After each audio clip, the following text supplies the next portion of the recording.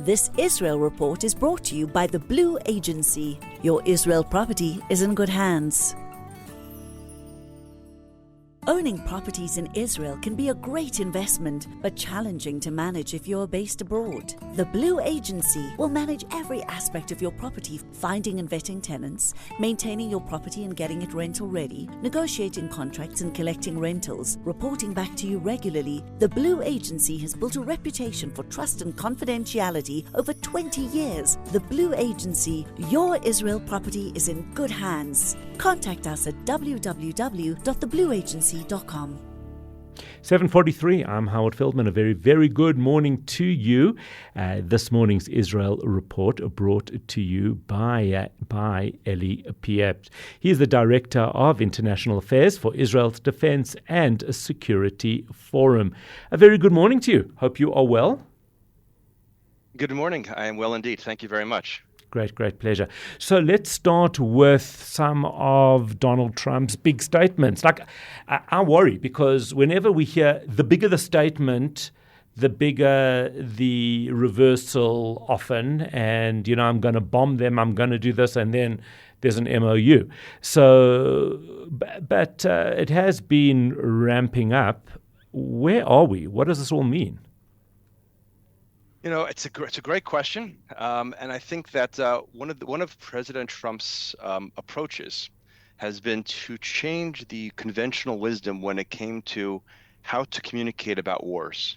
Since the Cold War, there always was an assumption that you wanted to be very, very clear with both your allies as well as your enemies, so that there won't potentially be a mistake. And the U.S. and the Soviet Union famously had a red line to make sure there wouldn't be something that might escalate and lead to a World War III and nuclear annihilation.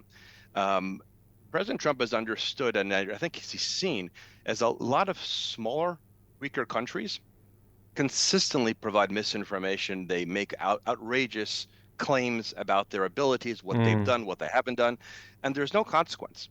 Primarily because those leaders function without any kind of accountability in the press. In a way, it's branding. Opposition. It's branding. Yeah. A certain company can get away with a certain style or a political party. Somebody else says it, and everybody jumps. We've been schooled to expect this from the Iranians, for example. Exactly. The Iranians, we think of the Iraqis in the Gulf War, talking about how they're about to conquer the Allied force, and in the West we laugh about it, but it's a strategy that they have used and they've employed. Frankly, even Russia has been using some of that in their claims against Ukraine, and despite the fact that in the West we see and we expect that Russia has suffered tremendous losses, that doesn't appear to be impacting their government and their leadership at all in their calculations. I think when it comes to President Trump, there has to be at some point in an assessment that at this point a lot of the conventional wisdom about Trump has been wrong. And let me just go through a couple of those. First, it was the idea that he was never going to attack Iran directly. Then last June when he did Midnight Hammer, well, it was just 2 days of an aerial attack. He claimed victory. It was over. It wasn't a real victory. He just did a couple of days and that's it. Then Epic Fury began last end of February. And immediately the claims were Trump needs an exit ramp. Well, that went on for 5 weeks or so. Eventually, there was an MOU, which was definitely seemed as being weak. However, Trump didn't view the MOU as the end of the war, as the conventional wisdom always suggested, that Trump needs to be done and move on. Trump had the MOU, and for him, this was part of the war, part of the strategy. If he gets what he wants, great. And if he doesn't, he will do exactly what his enemies do. Then he has legitimacy after that, because he certainly tried it.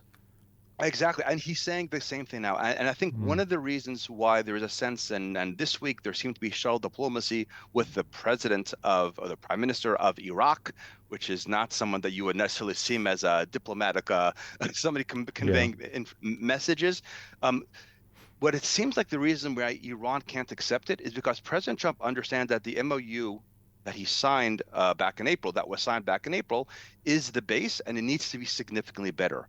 Whether it's because he's heard from his allies, whether he's heard from the media, it And he's seemed like seen this Iran's was behavior. yeah, I'd say seen Iran. All of that combined, it's going to be significantly more, and therefore that is why Trump over the last, I mean, my sense, why over the last 13 days there have been significant attacks against something was seen as outrageous. After the MOU, he's not going to start again. Why would he start again? He will try to make it seem that his MOU resolved everything.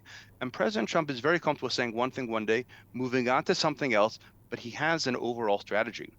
I think when it comes, and that's my sense, when it comes to Israel and the attacks and the discussion, the dialogue about what may happen with Israel, there definitely seems like there is a sense that the 13 days that the U.S. has been attacking at night has not been huge, but it's been strategic, and that it may lead to something much more than that. It seems that one of the reasons why Israel isn't involved is partially because Iran doesn't want to engage Israel, but also the U.S. is working diplomacy at the same time with a lot of Gulf countries. They are the ones who are on the receiving end. If Israel is involved, it's a little bit harder for those countries, at least publicly, not to lash out against Israel. It's easier right now for almost everyone involved for it to be really a U.S.-Iran engagement. Israel obviously has some capabilities. Israel is willing to take risks that I believe the U.S. will not. And it does seem like that if we're going to go to the next level, that Israel may be involved, and Israel is making it clear that one of the results of October 7th is that we don't wait to be attacked. It seems like right now Iran is not going to be surprised.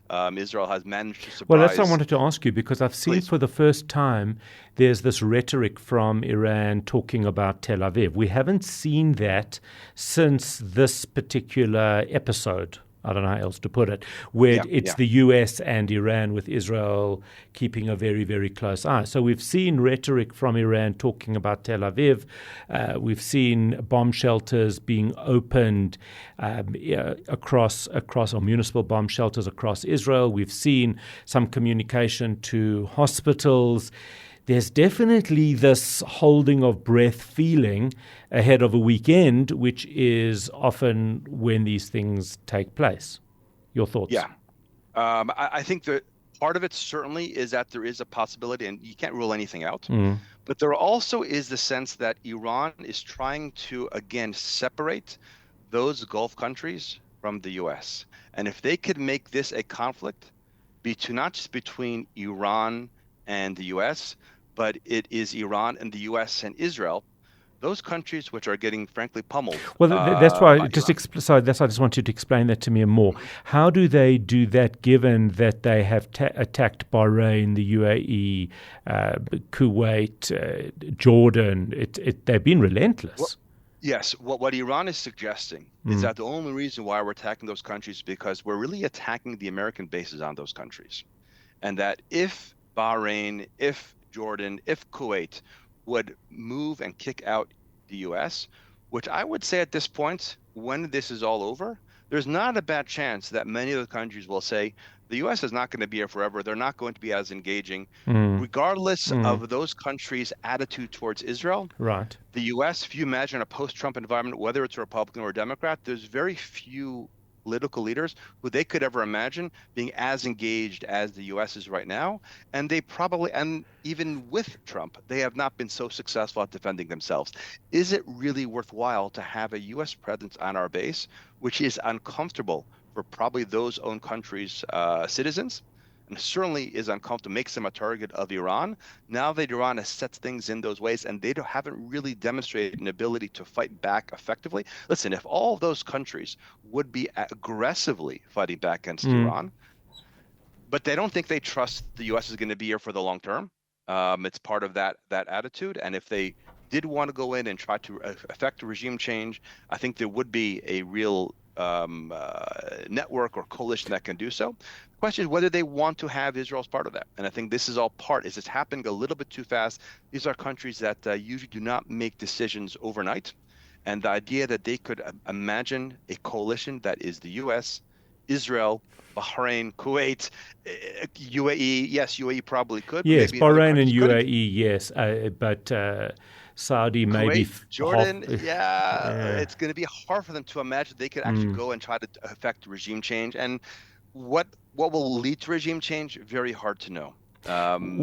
Yeah. Why do you think it is that in the last episode, the last MOU, we had, I think it was Pakistan, very, very involved in it? Why is that now no longer they are no longer the mediators or moderators, but now it's moved to Iraq, which in many parts is really just an Iranian province at this stage, from what I understand. Yeah.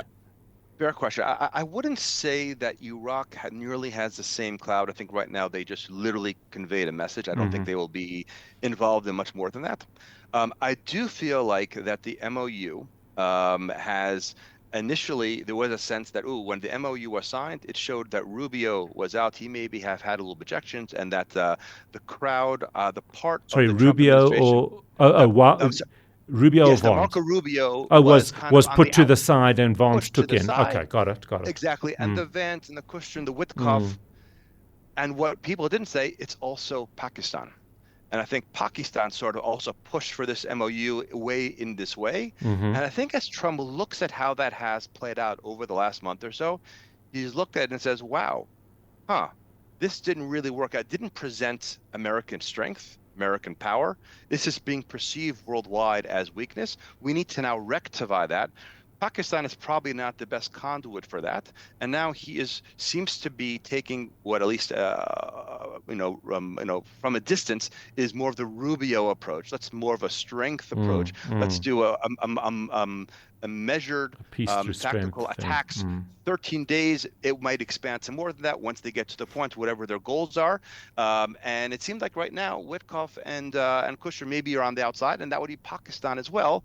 I'm not sure. Pakistan might recalibrate, understand that they have a lot to gain by being the conduit for an agreement, and particularly if they see how focused and how resolute the U.S. is in getting a better resolution.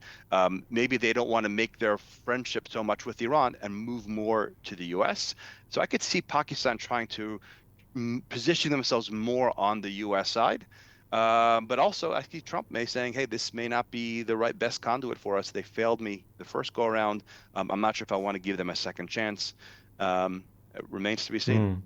It's a question that keeps bothering me, and I've asked a number of people about this, I always jokingly say that if the US or anybody had to attack South Africa's military targets, it would be over in 15 minutes, let alone 13 nights of hours and hours of bombing. And that's aside from the first round where Israel were involved. That was also incredibly extensive. How deep in terms of infrastructure and sites, targets, how deep a pocket does Iran have? Because it's quite astounding to think about the damage that must have been done, and yet they still continue.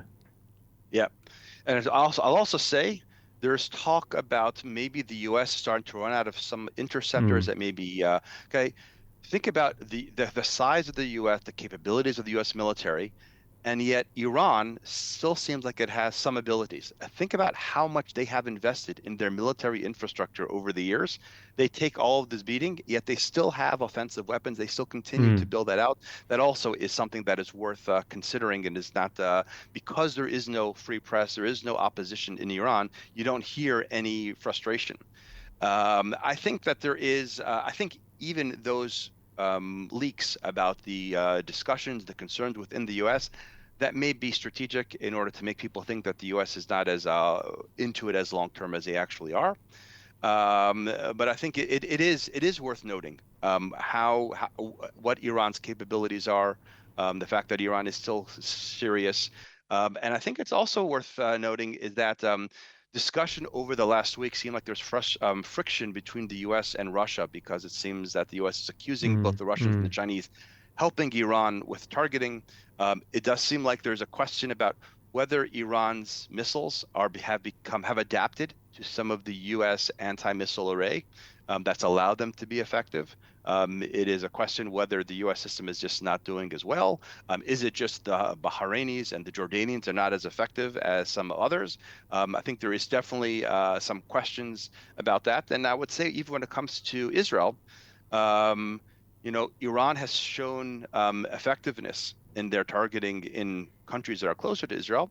There is a fear about what Iran might do and what Israel's abilities are, and certainly Israel's presenting themselves that there is some concern about that. And as opposed to in the past, when Israel has attacked, Iran was not exactly ready for it. Now it's hard to imagine how Iran is not ready for an Israeli attack, and therefore, but severely Israel's damaged, though. Surely quite compromised. Yeah, I agreed. Definitely severely compromised, and Israel has also. There's no reason to think that Israel also hasn't learned a lot from what they've achieved, and also have other capabilities that are not done. And many Israeli personalities have expressed something similar, that Iran also doesn't know what we have. Right. We have not shown our strongest stuff, and I think that's fair. Israel has said that many times, and time again they have been able to deliver on that threat. And I think that Iran also is fearful of that, which is one of the reasons why Iran is talking about it, hasn't done anything yet. And I think a lot of this is trying to create friction after the conflict between the U.S. and these Gulf countries. I think that ultimately is their goal for them. They're trying to maintain control of the Strait of Hormuz. For that to happen, they do need to have some unified Arab support for that. And they want to show, hey, the U.S. is a problem. The U.S. is not going to protect you. You're better off removing the U.S. from the equation. Right. I think there will be some motivation on the American side to move their forces from there. I think whether it is most Republicans, say J.D. Vance and some others right now, I think on the Democratic side also, there will be a huge desire to move American forces out of the Middle East. So I think that's almost a foregone conclusion that this will be happening in the short term, and Iran will like to take credit for that. So that they are pushing. That's In the 1 minute that we have left, give me a sense of, and obviously nobody knows, but give me a sense of what you think is going to happen in terms of Israel over the next few days. I would imagine that Israel will join. I couldn't say if it's this weekend, but will be more active in this war in the next week or two. If I had to guess, I think it will be sometime next week that Israel will be actively involved in this war. I think if that would be the case, that would mean that both Israel and the U.S. would be much more aggressive.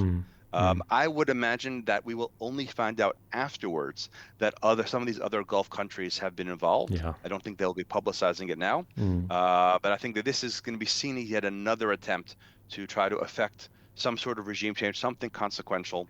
And I think it will be different than what we saw in the 5 weeks of epic fury and roaring lion. I think there'll be something different. I couldn't say what it is, but I don't think it'll be the exact same.